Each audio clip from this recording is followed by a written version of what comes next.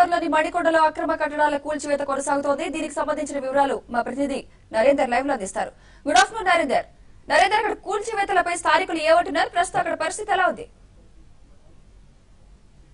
Thank you Sumitra. ఈ మణికొండ ఏరియాలో అక్రమ కట్టడాల కూల్చివేత ఇంకా కొనసాగుతుందని చెప్పి దాదాపు ఉదయం 7 గంటల ప్రాంతం నుంచి ఇప్పుడు ఇంకా అక్రమ కట్టడాలు కొనసాగుతాయి. దాదాపు 416 అక్రమ కట్టడాలకు లోకాయుక్త నోటీసులు పంపించి అందులో భాగంగా 374 మంది రెస్పాండ్ అయ్యారు. ఇంకా 42 మంది రెస్పాండ్ కాలేదు. అయితే 42 ఏదైతే రెస్పాండ్ కాలేదో ఆ కట్టడాలు మొత్తం కూల్చేయడానికి అధికారులు సమాయత్తమయ్యారు. అయితే మనతో మాట్లాడి ఇక్కడ బిల్డర్ ఉన్నాడు. చెప్పండి మీ సమస్య ఏంది? మీరు ఇంతకుముందుకు మీ అక్రమ కట్టడాలు ఏ విధంగా ఉన్నాయి, అసలు ఎందుకు లేదు? హలో,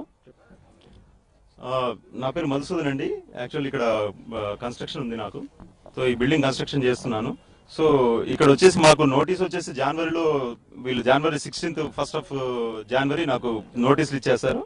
అప్పుడు డాక్యుమెంట్స్ అన్ని కూడా సబ్మిట్ చేయమని చెప్పేసి నోటీస్ ఇచ్చారు. 23rd రోజు నేను వీళ్ళకి సబ్మిట్ చేశాను. నేను డాక్యుమెంట్స్ సబ్మిట్ చేసిన తర్వాత నిన్న వచ్చేసి మాకు ఒక నోటీస్ సర్వ్ చేశారండి. నిన్న నోటీస్ వచ్చేసి వాళ్ళు 16th డేట్ వేసి ఓల్డ్ డేట్ వేసి ఇచ్చారు.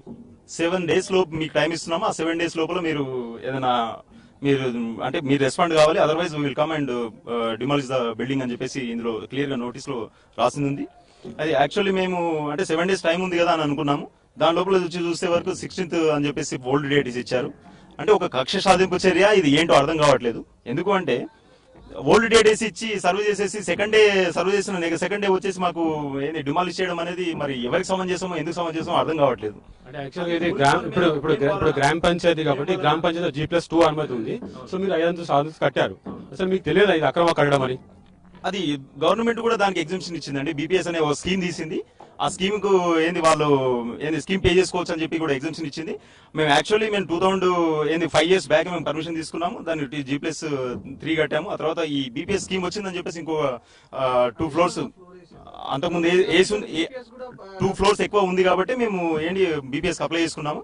అప్లై చేసుకున్న వాళ్ళకి 31st March వరకు కూడా మాకు టైం ఉంది. ఆల్రెడీ 31st March వరకు డీడీ పే చేసుకోవాలని చెప్పేసి క్లియర్ గా నిన్న పేపర్ లో కూడా నోటిఫికేషన్ వచ్చింది.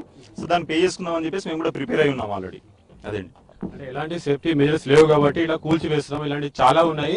అసలు ఇప్పుడు మీరు అధికారులు చెప్పారు కదా, సేఫ్టీ మెజర్స్ లేనప్పుడు ఇప్పటి వరకు ఏం చేశారండి? ఇన్ని బిల్డింగ్స్ కట్టారు, ఒక 100 బిల్డింగ్స్ కట్టారు ఇక్కడ. ఆ 100 బిల్డింగ్ కాదు, టోటల్ ఆవులలో మన హైదరాబాద్ లో కొన్ని 1000 బిల్డింగ్లు ఉన్నాయి. ఆ 1000 బిల్డింగ్లు ఎందుకు కూలగొట్టలేదు? కట్టనిచ్చారు ఎందుకు? అసలు ఫస్ట్ కట్టిన తర్వాత కూలగొడితే ఎవరికి నష్టం? దాని మీద అన్ని పెట్టుకొని చేసిన వాళ్ళ పరిస్థితి ఏంటి? వాళ్ళు సూసైడ్ చేసుకోవాలా? వాళ్ళ పరిస్థితి ఏంటి? అప్పటిదాకా గవర్నమెంట్ ఆఫీసర్స్ ఏం చేశారు? ఈ రోజు వచ్చి కూలగొట్టడానికి రీజన్ ఏంటి అసలు? ఎందుకంటే మళ్ళీ 2 days బిఫోర్ సర్వ్ చేసేసి 2 days లోపల వచ్చేసి మళ్ళీ ఓల్డ్ డేట్ లోపల సర్వ్ చేయడం ఏంటి? ఎంత వరిష్ట అండి ఇది? ఓల్డ్ డేట్ లోపల మనకి నోటీస్ సర్వ్ చేయడం అనేది ఎంతవరకు సమంజసం? అంటే ఇలాంటి అక్రమ కట్టడాలు ఎన్నో ఉన్నాయి. మణికొండలే కాదు, ఇతర ప్రాంతాల్లో చాలా అక్రమ కట్టడాలు మాపై ఎందుకు కక్ష సాధింపు చర్యలు చేస్తామని చెప్పి వీళ్ళు చెప్తున్నారు. అదేవిధంగా మనకు 42 అక్రమ కట్టడాలు, అంటే 42 మంది రెస్పాండ్ కాలేదు.